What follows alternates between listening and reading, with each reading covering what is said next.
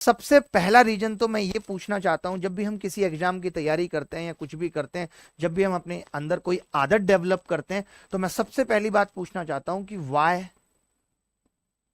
M I study, मैं क्यों पढ़ रहा हूं, मैं आपसे पूछना चाहता हूं।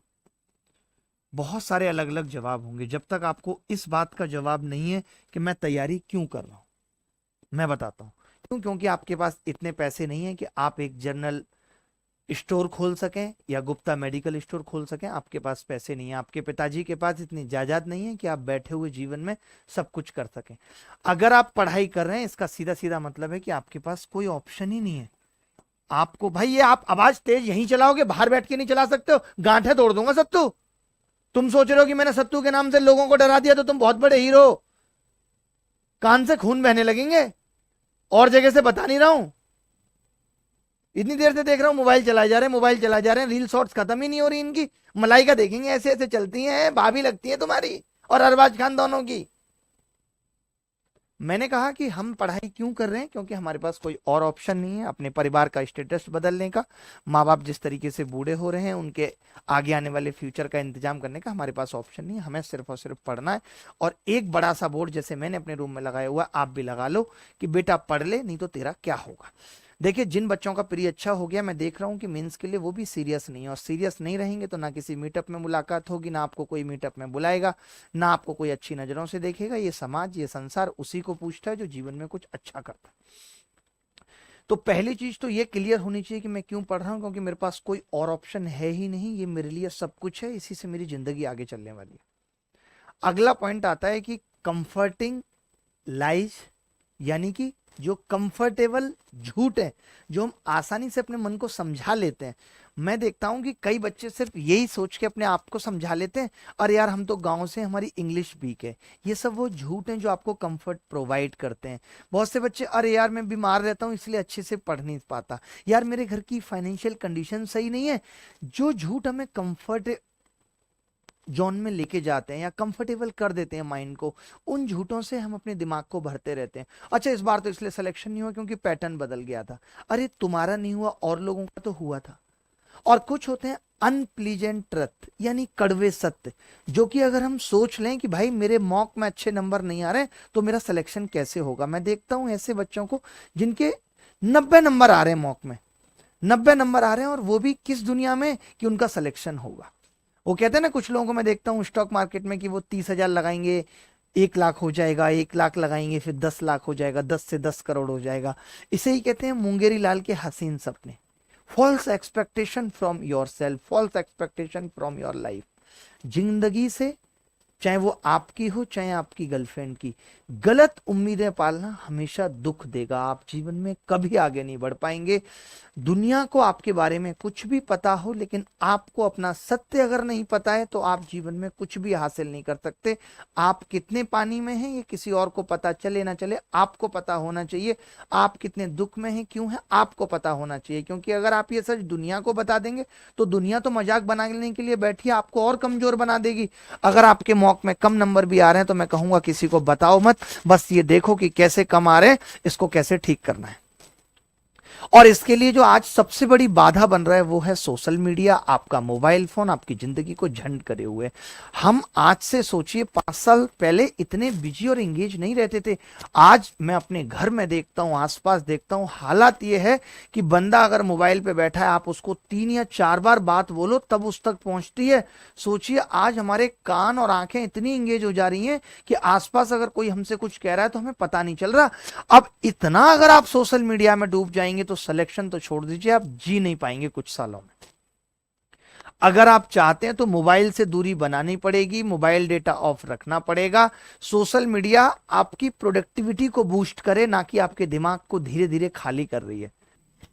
हम यहां इतनी मेहनत से बोलते हैं, तैयार करके लाते हैं कंटेंट पढ़ाने के लिए, और तुम लोग एक आवाज सेट नहीं कर सकते। बाकी चीजें सेट करनी है तो तुरंत सेट हो जाती। हेलो रीना बात कर रही हो, रीना तुम्हारे लिए तो जग हाजिर है। जग कौन सा, मिल्टन का दे रहे हो क्या? अरे नहीं, मैं संसार की बात कर रहा था। हाँ, तुम्हारा तो संसार बहुत बड़ा है, हर चीज तुम्हारी छोटी है।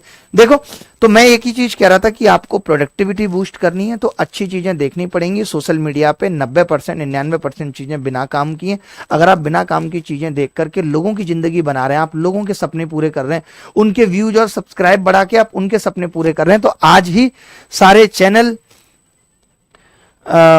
अनसब्सक्राइब कर दीजिए, केवल उन्हीं चैनल्स को फॉलो करिए जो सच में वास्तव में कंटेंट देते हैं। अगर मैं अपने चैनल्स की बात करूं तो हमारे सिर्फ कुछ एक चैनल ही हैं, एसएससी अभिनय मैथ्स, यूपी एग्जाम अभिनय मैथ्स और अभिनय मैथ्स, और एक चैनल मैंने अब बनाया और लोगों के लिए, वो आपके लिए नहीं है, मिस्टर एबीसी अभिनय बियॉन्ड क्लासरूम, जहां पे मैं अपनी लाइफ से जुड़ी हुई कुछ ऐसी बातें बताता हूं जो आपको इंस्पायर करें, मोटिवेट करें। ठीक है। अच्छा, चौथी चीज आती है हार्ड वर्क। जैसे बहुत सारे लोग कहते हैं कि मैं सही दिशा में तो हूं, मैं हार्ड वर्क कर रहा हूं, मैं सही दिशा में हूं, लेकिन मैं आज आपको एक बात कहना चाहता हूं कि hard work is a vector quantity. आपने बचपन में पढ़ा होगा, कुछ वेक्टर क्वांटिटी होती थी, कुछ स्केलर। स्केलर क्वांटिटी वो होती थी जहां पे सिर्फ मैग्नीट्यूड से मतलब होता था, लेकिन वेक्टर क्वांटिटी वो होती थी जहां पे हमें मतलब डायरेक्शन से भी होता था। तो आपकी डायरेक्शन सही है या नहीं, आप जिस डायरेक्शन में तैयारी कर रहे हो वो सही है या नहीं। मैं देखता हूं मुखर्जी नगर में बच्चे आते हैं और बहुत सारे बच्चे जो तैयारी करते हैं, उनसे पूछते हैं जो 3-3 4-4 सालों से तैयारी कर रहे हैं, जिनका प्री भी नहीं निकल रहा, वो तुम्हें क्या डायरेक्शन देंगे जिनकी खुद की डायरेक्शन धुंधली है। आप ऐसे लोगों से डायरेक्शन क्यों मांग रहे हो। अब आवाज ठीक है, थोड़ा ठीक हुई है, बड़ी है, ठीक है। तो मैं यही चीज कह रहा हूं कि डायरेक्शन भी उन लोगों से लो जो खुद सेलेक्ट हुए हैं, जिन्होंने एग्जाम निकाले, उनको ज्यादा पता है कि एग्जाम के अंदर कैसे टाइम और स्ट्रेस मैनेज किया जाता है। फॉर एग्जांपल, हमने एग्जाम निकाले, मेरी स्ट्रेटेजी वीडियो देखो, ये सारी चीजें आपको सिलेक्शन तक लेके जाएंगी। तो भाई, हार्डवर्क सही दिशा में है या नहीं, ये तो मैटर करता ही है। दूसरा ये है कि मान लेते हैं कि चलो हार्डवर्क भी सही दिशा में हो रहा है और आप यहां खड़े हैं और ये आपकी मंजिल है, लेकिन कुछ लोग क्या इतनी धीरे चल रहे हैं कि मंजिल तक पहुंचते पहुंचते और लोग बीच में आके मंजिल पे पहुंच जा रहे हैं, और लोग बीच में आके मंजिल पे पहुंच जा रहे हैं, और आप अभी तक केवल यहीं पहुंच पाए हैं। तो अगर आप हार्डवर्क भी सही दिशा में कर रहे हैं लेकिन आपकी स्पीड अगर सही नहीं है, अगर आप टाइम जो आपको मिला है उसमें आप पूरी तैयारी नहीं कर पा रहे हैं, मैक्सिमम तैयारी नहीं कर पा रहे हैं, तो भी कभी आपका सिलेक्शन नहीं होगा, आपको कभी सफलता नहीं मिलेगी। सफलता उन्हीं लोगों को मिलती है जो सही डायरेक्शन में तो हैं, जिनकी स्पीड भी अच्छी है। और स्पीड बढ़ाने का एकमात्र ही तरीका है प्रैक्टिस, प्रैक्टिस, प्रैक्टिस, इसके अलावा कुछ नहीं है। हम आज तैयारी तो कर देते हैं, एक नए जोश के साथ स्टार्टिंग तो कर देते हैं हर एक चीज की। मैं सिर्फ अपने बारे में ही, आपके बारे में ही नहीं, अपने बारे में भी ये कहना चाहता हूं, लेकिन उस चीज में कंसिस्टेंसी रखना बड़ी बात है।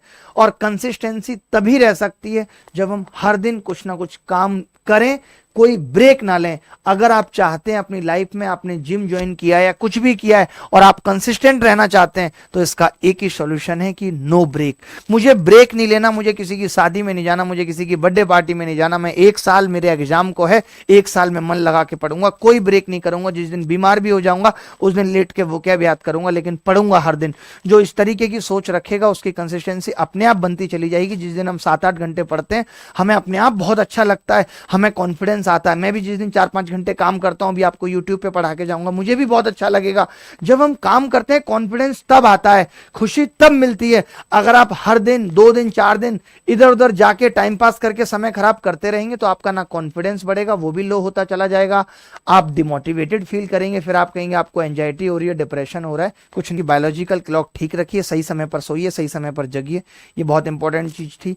सही चीजें खाइए, पिज्जा बर्गर अभी छोड़ दीजिए जब तक आपका एग्जाम नजदीक है। अगर आप बीमार हो गए तो आपके 8-10 दिन खराब हो जाएंगे, ठीक है। अगली चीज है डिसिप्लिन। डिसिप्लिन रखना बहुत जरूरी है। डिसिप्लिन यही होता है, डिसिप्लिन का मतलब यही है कि जो चीजें मैंने सोची हैं मैं उससे भटकूंगा नहीं, मेरा माइंड अपने गोल के प्रति स्ट्रिक्ट रहेगा। अगर किसी ने मुझे कह दिया यार चल यहाँ घूमने चलते हैं, तो भाई मैं नहीं जाऊंगा, मेरा पेपर है, 2 महीने मुझे पढ़ने दे, यही डिसिप्लिन है। तो डिसिप्लिन रखना बहुत जरूरी है। अपने अंदर ये बिलीफ रखना बहुत जरूरी है कि मैं कर सकता हूं। अगर आपको ये लगेगा कि आपसे हो पाएगा या नहीं हो पाएगा, आप ही डाउट में रहोगे तो कभी नहीं हो पाएगा। तो आपका बिलीफ बहुत स्ट्रांग होना चाहिए आपके अंदर कि हाँ मैं कर सकता हूं, आई कैन डू इट, मैं ये कर सकता हूं, ठीक है। और जिन सब्जेक्ट्स में आपका मन नहीं लगता, फॉर एग्जांपल जब हम तैयारी करते थे तो हमारा मन इंग्लिश पढ़ने में नहीं लगता था, तो ऐसे सब्जेक्ट में इंटरेस्ट जगाने का एक ही मात्र तरीका है कि अगर आपका किसी में भी मन नहीं लग रहा, लाइक इंग्लिश में बहुत लोगों के साथ होता है मन नहीं लग रहा, तो आप कोई भी प्रीवियस ईयर की किताब उठाइए और उसमें से सेट लगाने चालू करिए। जब आप सेट लगाएंगे तो आपके लिए एक जुआ है। मान लेते हैं 25 सवाल थे, आपने 25 के 25 कर दिए तुक्का मार के जैसे। फिर जब आप पीछे मैच करेंगे आपको पता चलेगा आपके 12 सही हैं, 13 गलत हैं। फिर आपको अपने आप पढ़ने में मजा आने लगेगा कि 13 गलत क्यों हुए, मैंने किस अप्रोच से इसका आंसर ए लगाया था, इसका आंसर बी है। और बैकलॉग्स मत रखिए। अगर हो जा रहे हैं, मान लेते हैं आज आपने 10 घंटे सोचा था कि नहीं पढ़ पाए, 8 घंटे ही पढ़ पाए, तो जो 2 घंटे का आज रह गया है वो कोशिश करिए कि अगले आने वाले दिनों में करना है, क्योंकि टाइम देखिए फिक्स है, सबको उतना ही वक्त मिला हुआ है। उतने वक्त में जो सबसे ज्यादा पढ़ पाएगा, मैक्सिमम चीजें कवर कर पाएगा, उसका सिलेक्शन होगा। और अपना 100% एफर्ट जिस दिन लगाएंगे तो सिलेक्शन ना भी होगा तो भी ये चिंता नहीं होगी कि यार मेरा नहीं हुआ, मैंने अपनी तरफ से बेहतर कोशिश की, शायद ये चीज मेरे को नहीं मिली, क्योंकि जिसको मिली हो सकता है उसको भगवान को लगा होगा ज्यादा जरूरत थी, अफसोस नहीं होगा। अफसोस तभी होता है जब हम मेहनत लगाकर नहीं पढ़ते, मेहनत नहीं करते। तो चलिए अभी के लिए यही टिप्स थी जो आपको सफलता तक लेकर जाएंगी। अब सवाल शुरू करते हैं। स्टार्टिंग में कुछ एक सवाल होंगे, बेहतर बेहतर सवाल करेंगे, बेहतर बेहतर तरीकों से करेंगे। आप अपने आप को नापिए कि आप कितने पानी में। अगर आपको मेरे तरीके अच्छे लगते हैं तो कुछ ही दिनों में हम लेकर आ रहे हैं आपके लिए A to Z क्वांट 2.4.0, जिसके अंदर हम कंप्लीट प्रिपरेशन करेंगे अगले साल के प्री की। ठीक है, तो आज की क्लास में एक तो डिजिटल सम का कॉन्सेप्ट 1100 लोगों ने हमें पसंद किया, अच्छा लग रहा है। सर आवाज कट रही है यार, मेरे को बहुत तेज गुस्सा आ रही है, और इन लोगों पे आ रही है, दोनों पे, एक तो इस ऋचा की बच्ची पे और एक इस सत्तू के बच्चे पे। मेरा मन कर रहा है कि मैं दोनों की गांठें तोड़ के हाथ पे रख दूं, क्योंकि ये सुबह से ये माइक ठीक करा रहे थे, उसके बाद ये स्थिति है, यहाँ 73,000 रुपयों की ऐसी तैसी हो गई, और इनको समझ में नहीं आ रहा, मजाक में चल रहा है बस, एक दूसरे से बात करने से फुर्सत नहीं है। सत्तू तुम क्या सोच रहे हो, घोड़ी पे बैठ के तो हर दूल्हा आता है, मैं चाहती कि तुम हाथी पे बैठ के आओ। शरीर तो हो ही रहा हाथी जैसा, हाथी पे ही बैठेगा है, 2-3 हथनी और बगल में चला दूंगा। एक आध हथनी तो कहेगी मैं तो इनको छोड़ के अब इसी को लपकूंगी।